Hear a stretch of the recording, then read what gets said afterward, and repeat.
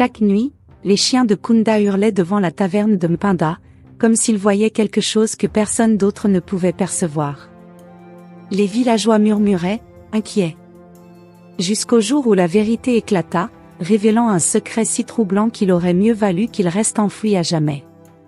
Le village de Kunda était niché entre deux collines verdoyantes, bordées par une rivière qui scintillait sous le soleil brûlant. Ici, tout le monde connaissait tout le monde. Les anciens passaient leur journée sous les baobabs, racontant des histoires aux enfants, tandis que les femmes vendaient des légumes et des épices sur la grande place du marché. Les journées étaient rythmées par le chant du coq, le martèlement des pilons écrasant le mil et les salutations chaleureuses échangées dans les ruelles de terre rouge. Mais malgré cette tranquillité apparente, une chose troublait l'équilibre du village, les chiens. Chaque nuit, dès que la lune montait haut dans le ciel, les chiens de Kunda se rassemblaient devant une petite taverne située à l'extrémité du marché. Ils n'aboyaient pas comme ils le faisaient face aux étrangers, ni comme lorsqu'ils se battaient entre eux. Non, leur hurlement était long, plaintif, presque funèbre. Comme s'ils tentaient d'avertir le village d'un danger invisible. Cette taverne appartenait à Mpinda, une femme arrivée au village 6 ans plus tôt. Peu de gens savaient d'où elle venait, et encore moins ce qui l'avait poussée à s'installer à Kunda.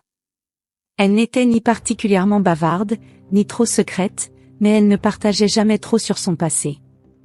Pourtant, une chose était sûre, sa cuisine était exquise.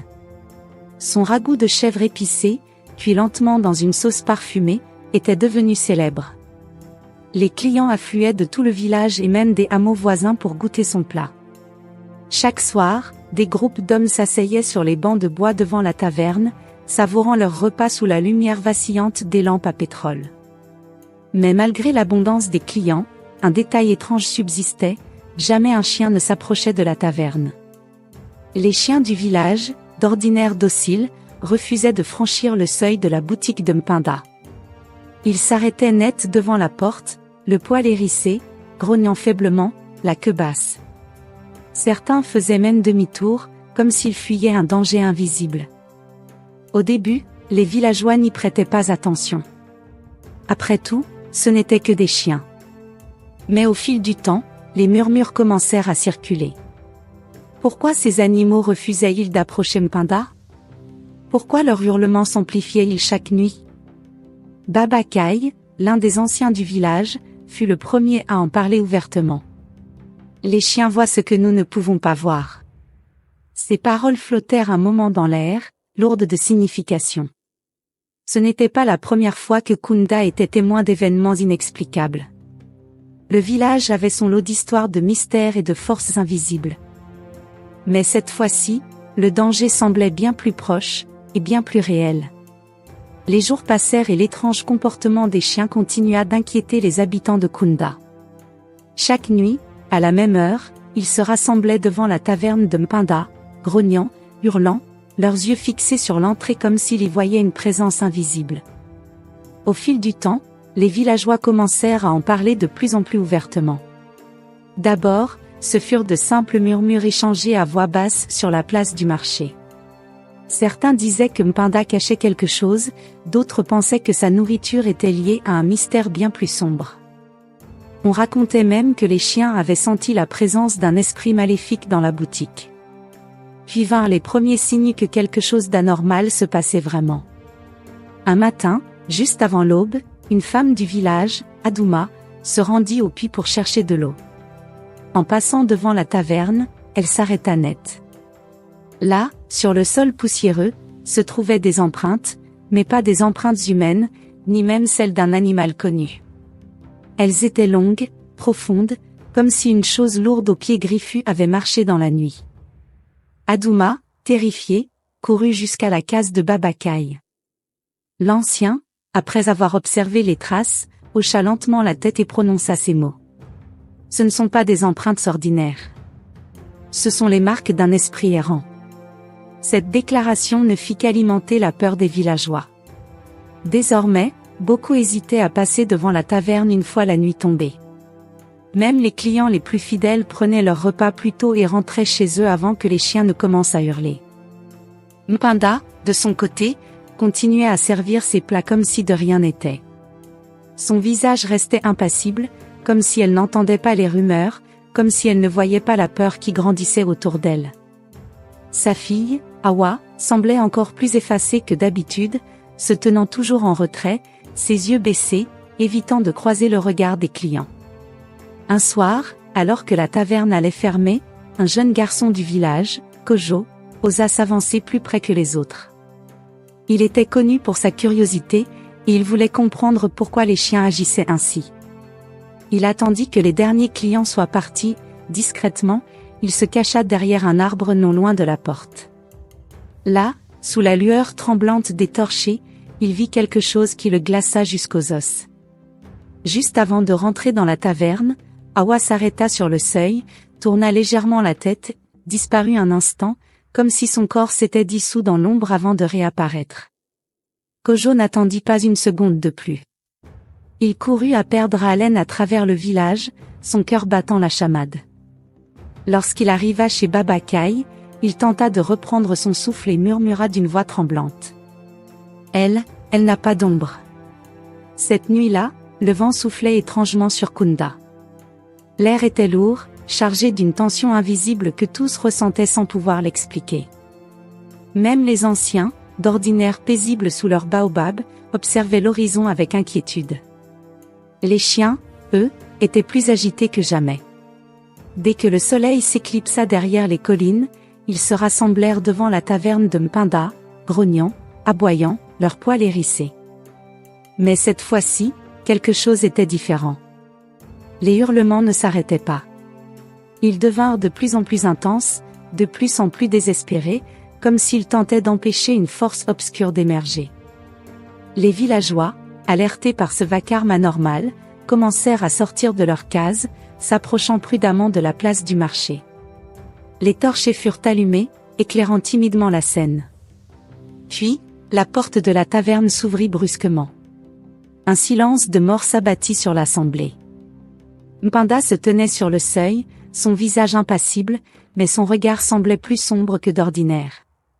Derrière elle, sa fille Hawa se tenait droite, immobile. Quelque chose dans sa posture fit frissonner les spectateurs. Son ombre était absente. Baba Kai s'avança de quelques pas, ses yeux plissés de sagesse et de crainte mêlées. Il observa la jeune fille longuement avant de prendre une profonde inspiration. « Il est temps que tu nous dises la vérité, Mpinda. » Un long silence suivit. Puis, lentement, Mpinda posa ses mains sur les épaules de sa fille. Sa voix, d'ordinaire calme et posée, tremblait légèrement lorsqu'elle parla enfin. « Je n'ai jamais voulu vous tromper. Mais je ne pouvais pas la perdre. » Les murmures gagnèrent les villageois. Certains reculèrent d'un pas, d'autres se serrèrent les uns contre les autres. Baba Kai, lui, ne bougea pas. « Perdre quoi ?» demanda-t-il d'un ton grave. Les yeux de Mpinda se voilèrent de larmes contenues. Elle inspira profondément avant d'annoncer d'une voix brisée. « Hawa n'appartient plus à ce monde. » Un frisson parcourut la foule. Plusieurs reculs instinctifs se firent entendre. Les chiens, eux, recommencèrent à grogner, plus sauvages encore. Puis, sous les yeux médusés des villageois, Hawa esquissa un pas en avant, et son corps parut vaciller, comme un mirage sous une chaleur accablante. Ses traits semblèrent un instant se déformer, comme si elle était à la fois là, et ailleurs. Un hurlement s'éleva parmi les spectateurs, suivi d'un autre. Certains se mirent à prier, d'autres s'agrippèrent aux bras de leurs voisins, terrifiés. Mais une seule pensée dominait tous les esprits. Hawa n'était pas une enfant comme les autres. Un silence pesant s'abattit sur la place du marché. Les torchers vacillaient sous le vent nocturne, projetant des ombres tremblantes sur les visages crispés des villageois. Tous les regards étaient fixés sur Hawa, cette jeune fille qui se tenait là, immobile, avec ce corps qui semblait appartenir à un autre monde. Mpinda baissa la tête, comme si le poids du secret qu'elle portait depuis si longtemps devenait enfin trop lourd. Elle inspira profondément avant de relever les yeux, affrontant la foule avec un regard empreint de douleur. Hawa est morte il y a 6 ans. Les murmures redoublèrent, certains reculèrent, d'autres serrèrent leurs boubous contre eux, cherchant du réconfort dans cette révélation effrayante.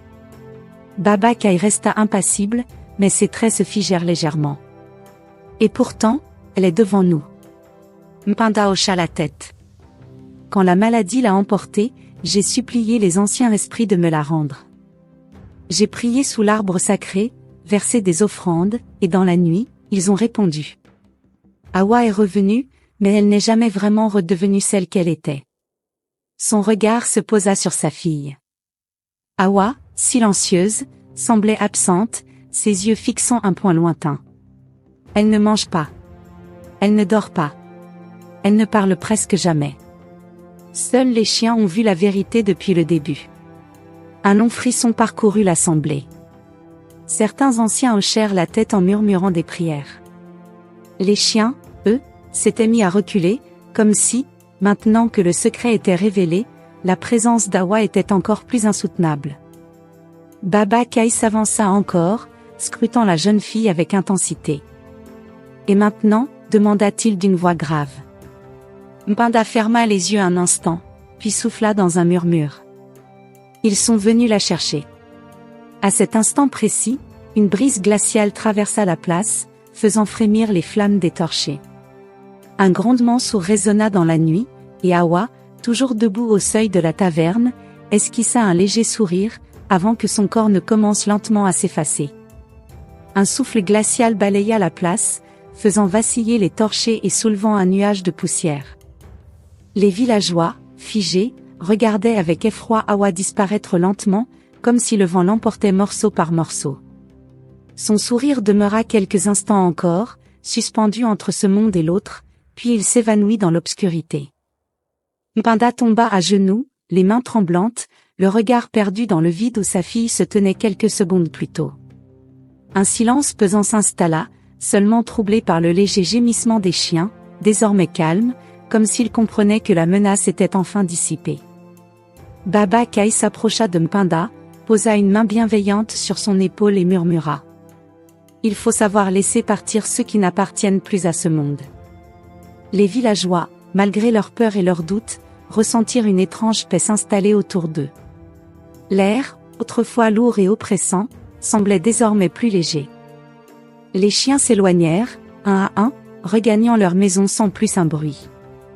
À l'aube, Mpenda quitta le village, seul, sans bagage, sans un mot. Personne ne tenta de la retenir. Certains dirent qu'elle partit dans la forêt sacrée, d'autres qu'elle erra de village en village, cherchant une paix qu'elle ne trouverait peut-être jamais. Mais une chose était sûre, plus jamais les chiens de Kunda ne hurlèrent la nuit. Les anciens du village racontent encore cette histoire aux enfants, une leçon transmise de génération en génération. Ne défiez jamais l'ordre des choses. Ce qui revient du monde des esprits ne sera jamais ce qu'il était. Et parfois, les nuits de pleine lune, certains jurent apercevoir une ombre furtive près de la taverne abandonnée, et sentir une brise glaciale leur effleurer la peau.